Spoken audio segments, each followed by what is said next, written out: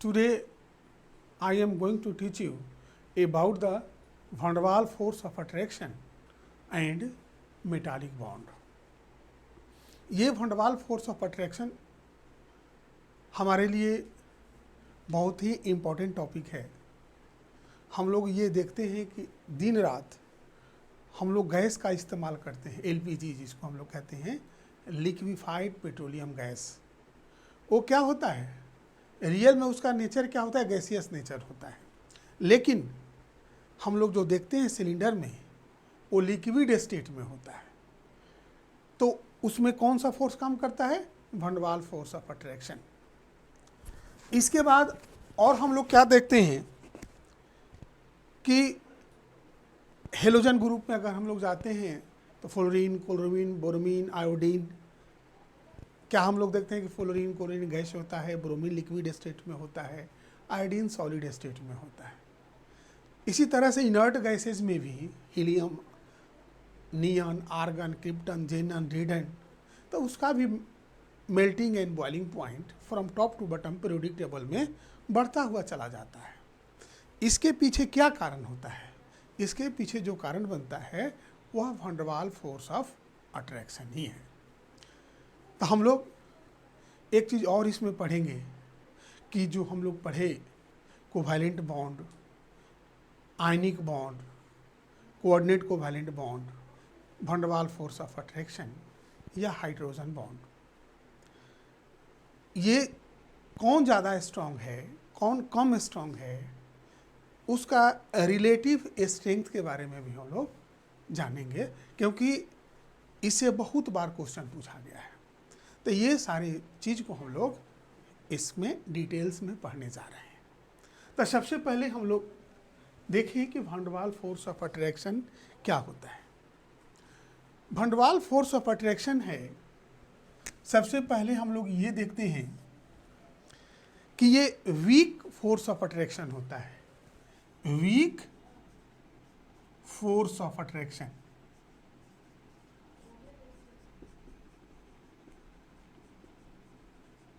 बहुत कमज़ोर होता है। जैसे हम लोग एग्जाम्पल में भी देखते हैं कि जब भी सिलेंडर में गैस का हम लोग इस्तेमाल करते हैं, जो लिक्विड स्टेट में होता है तुरंत गैसियस स्टेट में कन्वर्ट करने लगता है। मतलब ये जो मॉलिक्यूल होते हैं, गैसियस मॉलिक्यूल होते हैं, हाई प्रेशर पर दो क्या किया जाता है, उनको एक जगह लाया जाता है, मतलब एक दूसरे के नज़दीक लाया जाता है, जिसके कारण इसमें क्या होता है, पोलरिटी डेवलप होता है और फोर्स ऑफ अट्रैक्शन बढ़ जाता है।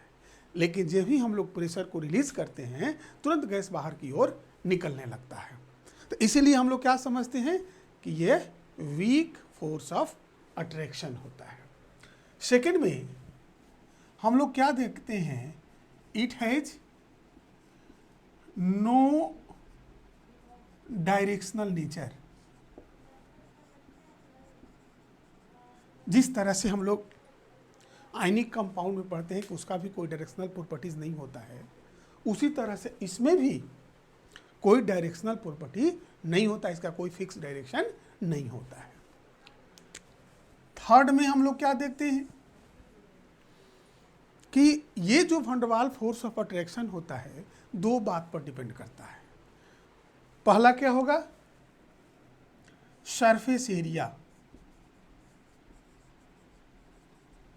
और दूसरा क्या होता है, मॉलिक्यूलर मास। किस तरह का रिलेशन होता है, वो क्या होता है, van der Waals force of attraction is directly proportional to surface area and molecular mass या एटॉमिक मास। मतलब सरफेस एरिया जितना ही ज़्यादा होगा उसमें उतना ही स्ट्रॉन्ग फोर्स ऑफ अट्रैक्शन काम करेगा, और जिसका सरफेस एरिया जितना ही कम होगा उसमें वीक काम करेगा। कहने का मतलब होता है कि जिसका सरफेस एरिया, जिस मॉलिक्यूल का सरफेस एरिया ज़्यादा होगा उसका बॉइलिंग पॉइंट ज़्यादा होगा, जिसका कम होगा उसका कम होगा। उसी तरह से मॉलिक्यूलर मास में भी हम लोग देखते हैं फ्लोरीन, क्लोरीन, ब्रोमीन, आयोडीन। अभी हम आप लोगों को बताए कि फ्लोरीन गैसियस स्टेट में होता है, ब्रोमीन लिक्विड स्टेट में होता है, क्लोरीन गैसियस स्टेट में होता है, आयोडीन सॉलिड स्टेट में होता है। इसके पीछे क्या कारण है कि हम लोग फ्रॉम टॉप टू बॉटम अगर पीरियोडिक टेबल में जाते हैं तो क्या होता है, एटॉमिक मास बढ़ता चला जाता है। और भंडवाल फोर्स ऑफ अट्रैक्शन जो है एटॉमिक मास का ही डायरेक्टली प्रोपोर्शनल होता है। मतलब एटॉमिक मास अगर बढ़ने से क्या होता है, भंडवाल फोर्स ऑफ अट्रैक्शन बढ़ेगा, जिसके कारण गैसियस स्टेट से लिक्विड स्टेट में और लिक्विड स्टेट से सॉलिड स्टेट में कन्वर्ट कर जाता है। इसके बाद हम लोग दूसरा भी एग्जाम्पल ले सकते हैं, हीलियम, नियन, आर्गन, क्रिप्टन, जेनन, रेडन, ये इनर्ट गैसेज कहलाते हैं। इसमें भी हम लोग अगर टॉप टू बॉटम जाएंगे तो क्या होता है, उसका ये मेल्टिंग एंड बॉइलिंग पॉइंट दोनों क्या होता है, इंक्रीज करता है। तो इस तरह से हम लोग क्या देखें कि van der Waals force of attraction surface area पर भी डिपेंड करता है और मॉलिक्यूलर मास और एटॉमिक मास पर भी डिपेंड करता है, और वो डायरेक्टली प्रोपोर्शनल होता है। एक हम एग्जांपल भी दे देते हैं, ऑर्गेनिक केमिस्ट्री में जो हम लोग पढ़ते हैं, ये हो गया, ये 10th क्लास में भी आप लोग पढ़े होंगे। इसको हम लोग नॉर्मल पेंटेन कहेंगे, इसको हम लोग को नियोपेंटेन कहलाता है, नियोपेंटेन। अगर हम लोग देखें कि अगर मॉलिक्यूलर मास अगर हम लोग देखते हैं तो इसका जो मॉलिक्यूलर मास होगा उसी का वही मॉलिक्यूलर मास इसका भी होगा। मतलब दोनों का मॉलिक्यूलर मास क्या होगा, आपस में बराबर होगा। लेकिन हम लोग क्या देखते हैं कि इसका जो सरफेस एरिया होता है ये कम होता है इसके सापेक्ष। इसलिए अगर हम लोग देखते हैं तो बॉइलिंग पॉइंट नियोपेंटेन का ज़्यादा होगा और नॉर्मल पेंटेन का क्या होगा, कम होगा। तो सरफेस एरिया इसका ज़्यादा है, इसका सरफेस एरिया कम होता है, बहुत कम होता है, स्फेरिकल टाइप के होता है। तो मतलब इसका स्फेरिकल टाइप के होने मतलब कम होने के कारण इसका बॉइलिंग पॉइंट कम होता है और इसमें क्या होता है, ज़्यादा होता है। तो हम लोग क्या देखें कि ये जो बॉइलिंग पॉइंट किस पर डिपेंड किया, इसका भंडवाल फोर्स ऑफ अट्रैक्शन पर। और भंडवाल फोर्स ऑफ अट्रैक्शन किस में ज़्यादा काम करेगा, इसका सरफेस एरिया ज़्यादा होगा। मतलब इस तरह से हम लोग लिख सकते हैं बॉइलिंग पॉइंट BP। इस तरह से हम लोग देख लिए कि भंडवाल फोर्स ऑफ अट्रैक्शन एक वीक फोर्स ऑफ अट्रैक्शन होता है जो कि सरफेस एरिया और मॉलिक्यूलर मास या एटॉमिक मास पर डिपेंड करता है। अब हम लोग आगे बढ़ें कि ये कितने प्रकार का होता है, ये हम लोग देख लें।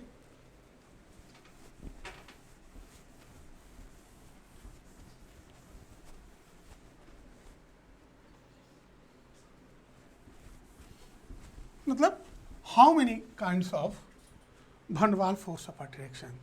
तो सबसे पहला जो होगा वो क्या होता है, किशन फोर्स या डाइपोल डाइपोल फोर्स। दूसरा होता है डिवाई फोर्स और dipole induced dipole force. Third को हम लोग कहते हैं लंदन और डिस्पर्सन फोर्स कहते हैं, और instantaneous dipole instantaneous induced dipole force कहते हैं। इसके बाद दो जो वीक फोर्सेज होता है उसके बारे में भी हम लोग पढ़ेंगे, ion dipole attraction, ion induced dipole attraction. इसके पहले हम लोग क्या पढ़ चुके हैं कि डाइपोल डाइपोल क्या होता है। जैसे मान लीजिए कि हम लोग HCl ले लिए, इस पर क्या होगा, डेल्टा निगेटिव चार्ज, मतलब पार्शियल निगेटिव चार्ज है, इस पर पार्शियल पॉजिटिव चार्ज होता है।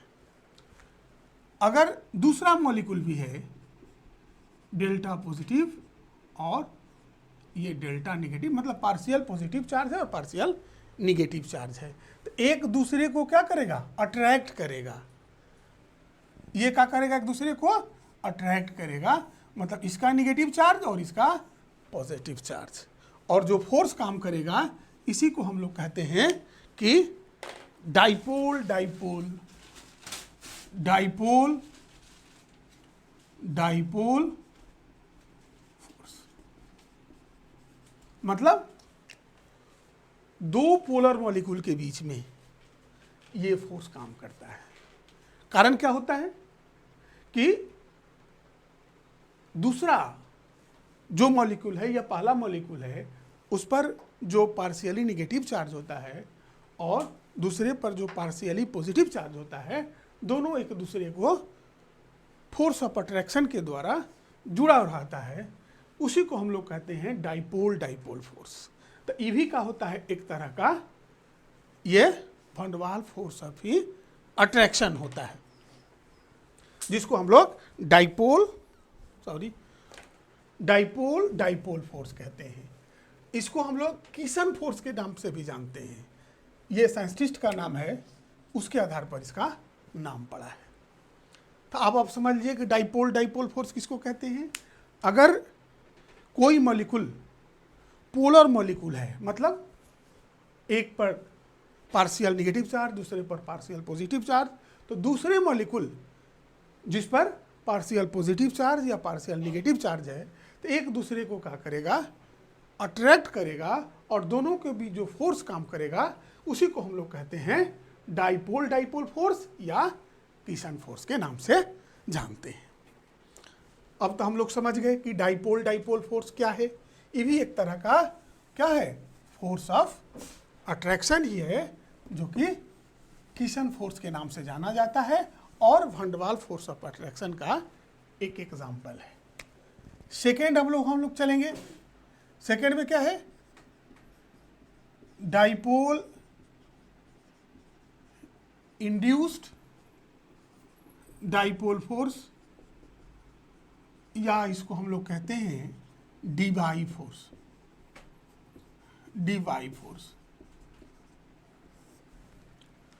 इसमें क्या होता है कि एक मॉलिक्यूल जिस पर कोई पोलरिटी नहीं रहती है और दूसरे मॉलिक्यूल होगा उस पर पोलरिटी होगी। क्या होगा, एक मॉलिक्यूल पर कोई पोलरिटी नहीं रहती है और दूसरे पर क्या होगा, पोलरिटी रहेगी। तो अब क्या करता है कि पोलर मॉलिक्यूल के प्रभाव के चलते, इफेक्ट के चलते, दूसरा मॉलिक्यूल पर भी पोलरिटी डेवलप कर जाता है।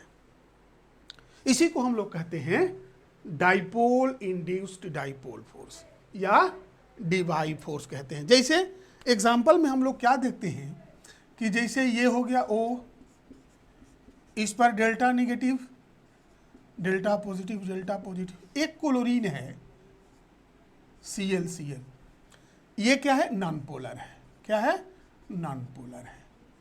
I क्या है, पोलर है। ये पोलर है, नॉन पोलर है।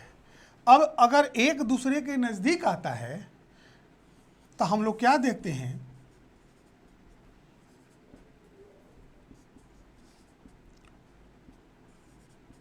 तो हम लोग क्या देखते हैं कि इस पर भी पार्शियली पॉजिटिव चार्ज और पार्शियली निगेटिव चार्ज आ जाता है और एक दूसरे के बीच फोर्स ऑफ अट्रैक्शन काम करने लगता है। इसी को हम लोग कहते हैं डाइपोल इंड्यूस्ड डाइपोल फोर्स। जैसे एक एग्जाम्पल के तौर पर हम लोग देखते हैं कि अगर दो विद्यार्थी किसी रूम में रहते हैं और एक पढ़ने वाला होता है, दूसरा नहीं पढ़ने वाला होता है, तो हम लोग क्या देखते हैं कि पढ़ने वाला के कारण दूसरा भी पढ़ाई शुरू कर देता है देख कर एक दूसरे को, और अगर ऐसा भी होता है कि नहीं पढ़ने वाला के प्रभाव में भी आकर दूसरा पढ़ाई लिखाई छोड़ देता है। तो इसी को हम लोग कहते हैं इंड्यूस्ड इफेक्ट। तो हम लोग यहाँ पर क्या देखें कि ये पोलर मॉलिक्यूल है, H2O पोलर मॉलिक्यूल है, लेकिन Cl2 में कोई पोलरिटी नहीं है। तो इसके चलते अगर इसमें पोलरिटी डेवलप कर जाता है तो उसी को कहते हैं डाइपोल इंड्यूस्ड डाइपोल फोर्स। इसको हम लोग डीवाई फोर्स के नाम से भी जानते हैं। एक चीज़ और हम लोग देख लें कि डाइपोल फोर्स ज़्यादा स्ट्रॉन्ग है कि डाइपोल इंड्यूस्ड डाइपोल फोर्स। इसमें थोड़ा सा हम लोग देखें, जैसे एक एग्जांपल लेते हैं। ये मान लीजिए कि वाटर ही है, ये निगेटिव चार्ज, इस पर क्या है, डेल्टा पॉजिटिव चार्ज। अगर दूसरा हम लोग क्या लेते हैं, HCl, पानी में इसको घुला देते हैं, डेल्टा पॉजिटिव चार्ज, डेल्टा, ये दोनों के बीच ये कौन सा हुआ, इसको हम लोग कीशन फोर्स।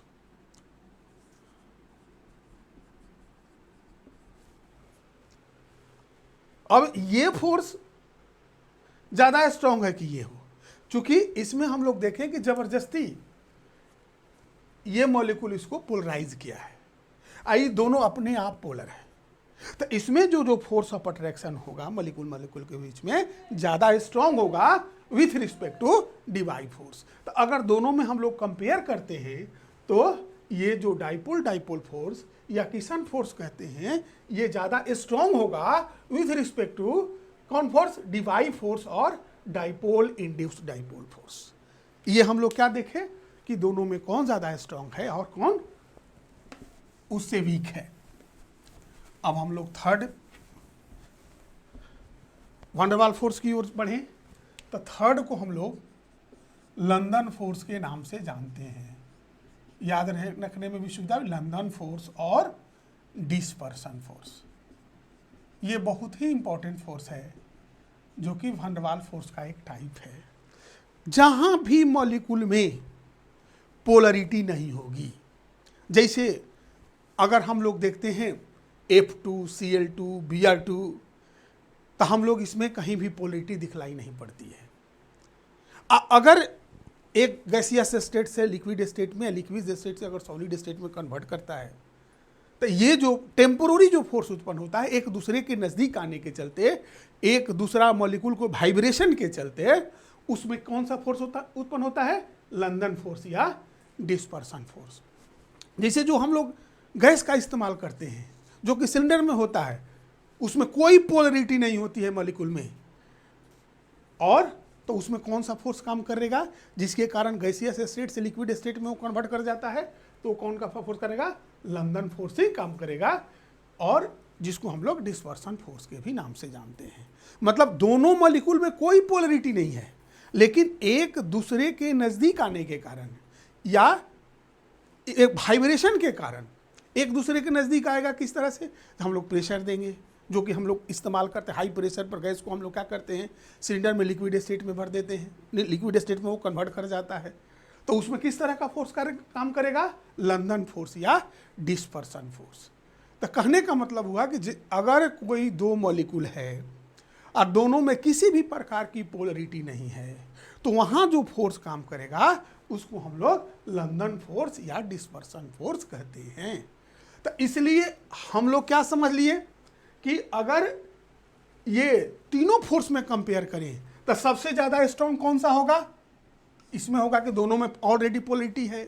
दूसरा में हम लोग क्या बढ़ेंगे, दूसरा फोर्स में एक में पोलर है और दूसरा नॉन पोलर है, तो पोलर के चलते नॉन पोलर में पोलरिटी आ गई, तो उसके कारण क्या होगा, जो फोर्स काम किया तो क्या होगा, उसके सापेक्ष वीक होगा। और थर्ड में हम लोग लंदन फोर्स में क्या देखते हैं कि दोनों नॉन पोलर है और दोनों के एक दूसरे के नज़दीक आने के कारण जो पोलरिटी डेवलप हुआ और उसके चलते जो एक मॉलिक्यूल से दूसरे मॉलिक्यूल के बीच जो फोर्स ऑफ अट्रैक्शन हुआ उसको हम लोग कहते हैं लंदन फोर्स या डिस्पर्सन फोर्स। तो तीनों फोर्स में, तीनों टाइप ऑफ वैन डर वाल फोर्स में सबसे वीक कौन होगा, लंदन फोर्स होगा। उससे स्ट्रॉन्ग कौन होगा, डिवाई फोर्स होगा। उससे स्ट्रॉन्ग कौन होगा, कीशन फोर्स होगा। इसका एग्जाम्पल भी हम लोग देख लें। जैसे मान लीजिए ये ए बी है, दूसरा हम लोग दे देते हैं इसको भी ए बी लिखते हैं, कोई चार्ज नहीं है, या ए कर देते हैं, ज़्यादा बढ़िया होगा, ए ये बी कर देते हैं। दोनों के ऊपर कोई चार्ज, सेम टाइप के आइटम है, एक दूसरे से जुड़े हुए हैं। जब एक दूसरे के नज़दीक आता है हम लोग ये देखते हैं, चाहे जिस मेथड से आए, तो इस पर नेगेटिव और इस पर पॉजिटिव, इस पर नेगेटिव और इस पर पॉजिटिव, एक दूसरे के भी जो फोर्स ऑफ अट्रैक्शन, इसी को हम लोग कहते हैं लंदन फोर्स, लंदन फोर्स कहेंगे। ये force of attraction very weak होता है, कारण कि एक मॉलिक्यूल को दूसरे मॉलिक्यूल के बीच जबरदस्ती नज़दीक लाया जाता है बाई प्रेशर, या अगर मॉलिक्यूल को हम लोग गर्म वाइब्रेट होता है तो वाइब्रेशन के कारण भी एक मॉलिक्यूल दूसरे मॉलिक्यूल के नज़दीक आता है और उसमें पोलरिटी डेवलप करेगा, और जिसके चलते जो फोर्स ऑफ अट्रैक्शन होगा उसको हम लोग लंदन फोर्स या डिस्पर्सन फोर्स के नाम से जानते हैं। तो हम लोग क्या देख लिए कि तीनों में वंड वाल फोर्स में सबसे ज़्यादा स्ट्रॉन्ग फर्स्ट हुआ किशन फोर्स, सेकेंड में कौन डिवाई फोर्स, एंड थर्ड में किसका पोजीशन आ गया लंदन फोर्स का। मतलब सबसे स्ट्रॉन्ग पहला, उससे वीक दूसरा और सबसे वीक तीसरा। हमेशा इस एग्जामिनेशन में क्वेश्चन पूछे जाते हैं, इसलिए याद रखना ज़रूरी है। अब हम लोग एक अदर जो वीक फोर्सेज होता है जिसको हम लोग आयन डाइपोल अट्रैक्शन क्या होता है, डाइपोल अट्रैक्शन। जैसे मान लीजिए कि कोई आयन है जैसे हम लोग Na+ लिख दिए, अगर H2O है इस पर डेल्टा पॉजिटिव, इस पर डेल्टा पॉजिटिव, आइए डेल्टा नेगेटिव, मतलब इस पर पार्शियल नेगेटिव चार्ज, इस पर पार्शियल पॉजिटिव चार्ज। तो ये सोडियम प्लस आयन है। और जब H2O में हम लोग डालेंगे, जैसे NaCl को हम लोग H2O में डालते हैं तो क्या देखते हैं कि Na+ के चारों तरफ क्या होता है, H2O मॉलिक्यूल घेर लेता है। इधर से भी डेल्टा माइनस, ये H डेल्टा प्लस, नीचे भी हम लोग क्या देखते हैं H delta plus delta minus, इधर भी हम लोग लिख सकते हैं delta plus H delta plus, I का होगा डेल्टा माइनस। ये Na+ क्या हुआ, चारों तरफ से O- से घिर गया, किसका H2O मॉलिक्यूल से। तो इसी को हम लोग कहते हैं आयन डाइपोल अट्रैक्शन। मतलब यह क्या हुआ, Na+ हुआ, कटायन हुआ, ये क्या हुआ डाइपोल मॉलिक्यूल, जैसे वाटर मॉलिक्यूल में दो पोल है पॉजिटिव और निगेटिव, और इसके बीच आकर क्या हुआ चारों तरफ से घिर गया। तो इसी को हम लोग कहते हैं आयन डाइपोल अट्रैक्शन। मतलब चाहे कटायन हो या एनायन हो, अगर Cl- भी है तो देख लीजिए, Cl- अगर होगा तो क्या होगा delta plus H delta plus, ये क्या हो गया O डेल्टा माइनस। इसी तरह से ये हो गया Cl-, हाँ इसी delta plus O delta plus, I का हो गया डेल्टा माइनस। तो हम लोग क्या देखे, ये जो फोर्स ऑफ अट्रैक्शन, ये फोर्स ऑफ अट्रैक्शन, ये फोर्स ऑफ अट्रैक्शन हो गया। क्या हुआ H2O का H+ और इसका Cl-, H+ Cl-, क्या हुआ ये क्या हुआ Cl- H2O के चारों तरफ से क्या हुआ H2O के द्वारा घिर गया। तो हम लोग क्या कहेंगे इसमें, ये आयन है और ये डाइपोल है। तो डाइपोल आयन के बीच जो अट्रैक्शन होगा उसको हम लोग कहते हैं आयन डाइपोल अट्रैक्शन। मतलब इसमें क्या होता है, जैसे सोडियम क्लोराइड को अगर हम लोग पानी में डालते हैं तो इसी तरह का फोर्स काम करता है, जिसको हम लोग आयन डाइपोल अट्रैक्शन के नाम से जाने जाते हैं। इसीलिए Na+Cl पानी में क्या होता है, सॉल्युबल होता है। फिर से देख लीजिए Na+ कटायन है, ये क्या हुआ H2O मॉलिक्यूल से चारों तरफ गिर गया, यहाँ Cl- भी H2O मॉलिक्यूल से गिर गया। तो Na+ के बगल में कौन रहेगा, O नेगेटिव है, Cl- के बगल में H+ है। तो इस तरह से आयन डाइपोल अट्रैक्शन होता है। ये भी एक प्रकार का फोर्स ऑफ अट्रैक्शन होता है, जो कि कहाँ काम करता है, जहाँ हम लोग कोई आयनिक कंपाउंड को सोल्वेंट में घुलाते हैं, जिसको सोल्वोलाइसिस के नाम से भी हम लोग जानते हैं। सेकेंड में आयन इंड्यूस्ड डाइपोल अट्रैक्शन।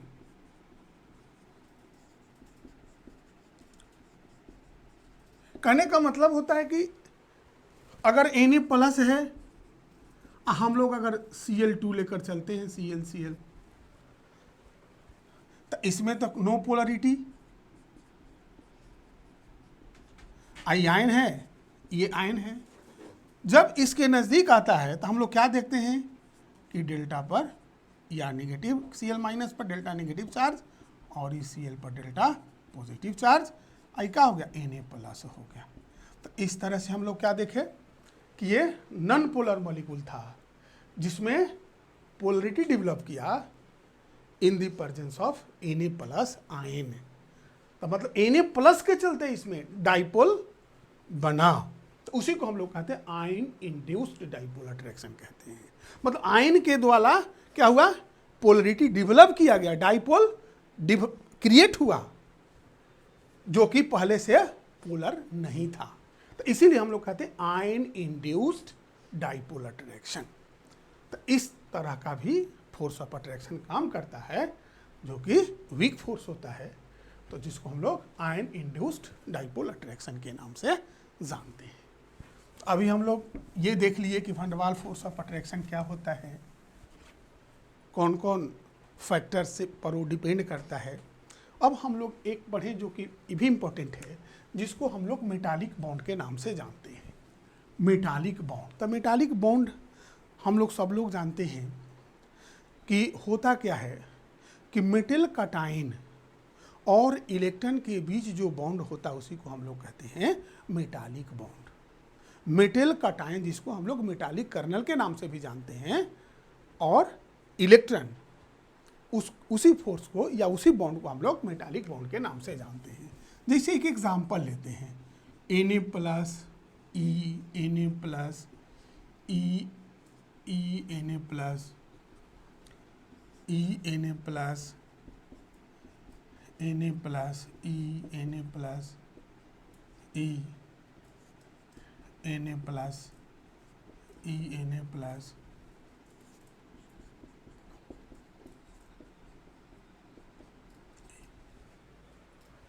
यही होता है।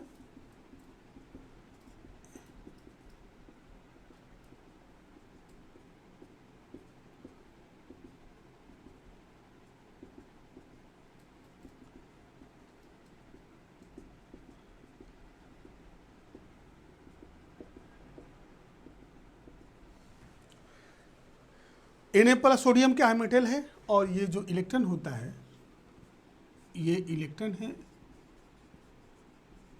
और ये क्या हुआ, मेटल कटायन है, मेटल कटायन, या हमको इसको मेटालिक कर्नल के नाम से जानते हैं, कर्नल, और ये इलेक्ट्रॉन है और ये इस तरह से Na प्लस और इलेक्ट्रॉन के बीच जो बॉन्ड बनता है इसी को हम लोग कहते हैं मेटालिक बॉन्ड।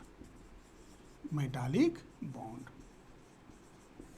मतलब अगर कोई मेटल में उसका जो कॉन्स्टिट्यूएंट आइटम है उसके बीच जो बॉन्ड काम करता है, जो फोर्स ऑफ अट्रैक्शन काम करता है, उसी को हम लोग कहते हैं मेटालिक बॉन्ड। तो इसके संबंध में, मेटालिक बॉन्ड के संबंध में एक साइंटिस्ट थे जिनका नाम था लॉरेंज, LORENTZ। उन्होंने एक थ्योरी दिया जिसको हम लोग इलेक्ट्रॉन गैस मॉडल और इलेक्ट्रॉन सी मॉडल के नाम से जानते हैं। इलेक्ट्रॉन गैस मॉडल और इलेक्ट्रॉन सी मॉडल के नाम से जानते हैं। किसके संबंध में उन्होंने दिया था? मेटालिक बॉन्ड के संबंध में। तो उनका थ्योरी क्या था? सबसे पहले था कि अगर कोई मेटल है तो उसमें होता है वायलेंस इलेक्ट्रॉन्स। क्या होगा? वायलेंस इलेक्ट्रॉन्स होता है एंड मेटालिक कर्नल, मतलब दो पार्ट होता है। हम लोग ऐसे भी जानते हैं कि वायलेंस सेल होता है। अब वायलेंस सेल के बाद अगर उससे हम लोग इलेक्ट्रॉन को निकाल देते हैं या तो हम लोग उसको क्या कहते हैं? Metallic kernel. मतलब उस एटम का दो पार्ट हुआ, एक मेटालिक कर्नल और एक दूसरा वायलेंस सेल। ये दो पार्ट से एटम मिलकर बना होता है। दूसरा उन्होंने क्या कहा? दूसरा उन्होंने कहा कि ये जो वायलेंस इलेक्ट्रॉन्स होते हैं वे न्यूक्लियस से लूजली बॉन्डेड होते हैं। क्या होते हैं? लूजली बॉन्डेड होते हैं। उनका आयनाइजेशन एनर्जी बहुत कम होता है, जिसके कारण वो आराम से इलेक्ट्रॉन को एटम लूज कर देता है। इसलिए हम उसको क्या कहते हैं? मोबाइल इलेक्ट्रॉन्स कहते हैं। क्या कहते हैं? Mobile electrons. यही कारण है कि मेटल क्या होता है? गुड कंडक्टर ऑफ इलेक्ट्रिसिटी होता है। वो फिक्स्ड नहीं होता है, लोकलाइज्ड नहीं होता है। और थर्ड में हम लोग क्या देखते हैं कि अगर वो इलेक्ट्रॉन को लूज करता है तो क्या होगा? जो बचा उसको हम लोग कर्नेल कहते हैं। कर्नेल प्लस इलेक्ट्रॉन, केर्नेल अब प्लस इलेक्ट्रॉन के बीच जो बॉन्ड बनता है उसी को हम लोग कहते हैं मेटालिक बॉन्ड। तो मेटालिक बॉन्ड में हम लोग क्या देखें, metal cation electron, metal cation electron, metal cation electron, ये जो बॉन्ड होता है उसी को हम लोग कहते हैं मेटालिक बॉन्ड। मतलब मेटालिक कर्नल और इलेक्ट्रॉन के बीच जो बॉन्ड होता है जो कि लूजली बॉन्डेड होता है, और मेटेल काटाइन के बीच ये जो फोर्स ऑफ अट्रैक्शन के द्वारा जुड़ा रहता है, तो उसी फोर्स ऑफ अट्रैक्शन को हम लोग मेटालिक बॉन्ड के नाम से जानते हैं। और ये कहाँ होता है, मेटेल काटाइन और इलेक्ट्रॉन के बीच। और आइटम में मेटेल में जो इलेक्ट्रॉन होता है वो मोबाइल इलेक्ट्रॉन्स होता है, वो फिक्स नहीं होता है। इसीलिए हम लोग देखते हैं कि मेटेल क्या होता है, गुड कंडक्टर ऑफ इलेक्ट्रिसिटी होता है। तो हम लोग अभी समझ लिए कि मेटालिक बॉन्ड क्या होता है। तब मेटेल काटाइन और इलेक्ट्रॉन के बीच जो बॉन्ड बनता है, या मेटालिक कर्नल और इलेक्ट्रॉन के बीच जो बॉन्ड बनता है, उसी को हम लोग मेटालिक बॉन्ड के नाम से जानते हैं। अब हम लोग एक चीज़ कम पढ़ लिए, हमेशा पूछता है कि कौन बॉन्ड ज़्यादा स्ट्रांग है, कौन वीक है, तो उसको एक जगह हम लोग पढ़ लेंगे तो ज़्यादा बढ़िया रहेगा। हम लोग आयनिक बॉन्ड पढ़े, आयनिक बॉन्ड पढ़ चुके हैं, आयनिक बॉन्ड और electrostatic force of attraction, static force of attraction, ये जो होता है सबसे स्ट्रॉन्ग बॉन्ड हम इसको जानते हैं। आयनिक बॉन्ड जो होता है या इलेक्ट्रोस्टैटिक फोर्स ऑफ अट्रैक्शन होता है सबसे स्ट्रॉन्ग, उससे वीक होता है मेटालिक बॉन्ड। मेटालिक बॉन्ड का होता है उससे वीक होता है। और उससे भी कौन होता है, coordinate covalent bond, coordinate covalent bond. और सबसे जो वीक होता है जिसको हम लोग कोवैलेंट बॉन्ड के नाम से जानते हैं। कंपैरेटिव स्टडी में क्या हुआ कि सबसे ज़्यादा स्ट्रॉन्ग बॉन्ड जो है वो आयनिक बॉन्ड है या इलेक्ट्रोस्टैटिक फोर्स ऑफ अट्रैक्शन जिसको हम लोग कहते हैं। उसके बाद होता है जो वीक है मेटालिक बॉन्ड, उससे वीक कोऑर्डिनेट कोवैलेंट बॉन्ड, और सबसे वीक होता है कोवैलेंट बॉन्ड। जानते हैं इसमें शेयरिंग ऑफ इलेक्ट्रॉन के द्वारा बॉन्ड का फॉर्मेशन होता है। तो शेयरदारी का बिजनेस कितना मजबूत होता है हम लोग सब लोग जानते हैं। कोऑर्डिनेट बॉन्ड में भी शेयरिंग होता है, लेकिन दोनों इलेक्ट्रॉन एक ही एटम देता है। तो हम लोग पढ़े हैं कि उसमें क्या होता है, पार्शियली पॉजिटिव और नेगेटिव चार्ज डेवलप हो जाता है, इसको सेमी पोलर बॉन्ड भी कहते हैं। तो उस पोलरिटी के कारण इससे ज़्यादा स्ट्रॉन्ग हो जाता है। मेटालिक बॉन्ड के बारे में अभी देखिए लिए, electrostatic force of attraction, metal cation और इलेक्ट्रॉन के बीच फोर्स ऑफ अट्रैक्शन होता है, तो ये सबसे स्ट्रॉन्ग फोर्स होता है। अब हम लोग समझ लिए कौन स्ट्रॉन्ग है कौन वीक है। अब इसमें थोड़ा सा वंडर वाल फोर्स ऑफ अट्रैक्शन में भी देख लें तो एक हम लोग अभी इसके पहले जो पढ़े हाइड्रोजन बॉन्ड पढ़ चुके हैं, सारे चीज़ इसके बारे में समझ चुके हैं। तो हाइड्रोजन बॉन्ड सबसे इसमें स्ट्रॉन्ग होगा। इसके बाद हम लोग ये जिसको किसन फोर्स या डाइपोल डाइपोल इंटरेक्शन कहते हैं, dipole dipole attraction. Hydrogen bond से ये क्या होता है, वीक होता है। और डीवाई फोर्स हम पहले भी पढ़ चुके हैं, डीवाई फोर्स उससे वीक होता है। और लंदन फोर्स जो होता है सबसे वीक होता है। तो हम लोग कंपेयर कर लिए हाइड्रोजन बॉन्ड में भी, हाइड्रोजन बॉन्ड या वंडर वाल फोर्स ऑफ अट्रैक्शन में भी हम लोग देख लिए कि सबसे ज़्यादा जो स्ट्रॉन्ग बॉन्ड होता है इसमें हाइड्रोजन बॉन्ड सबसे स्ट्रॉन्ग होता है। उससे कम डाइपोल डाइपोल अट्रैक्शन होता है। डिवाई फोर्स जो होता है उससे वीक होता है, क्योंकि एक नॉन पोलर होता है एक पोलर होता है, और इसमें दोनों नॉन पोलर होता है, ज़बरदस्ती पोलरिटी डेवलप करता है दोनों में, तो इसलिए सबसे वीकेस्ट फोर्स होता है। तो आज बस इतना ही, इसको अच्छा से आप लोग पढ़ लेंगे। थैंक्स।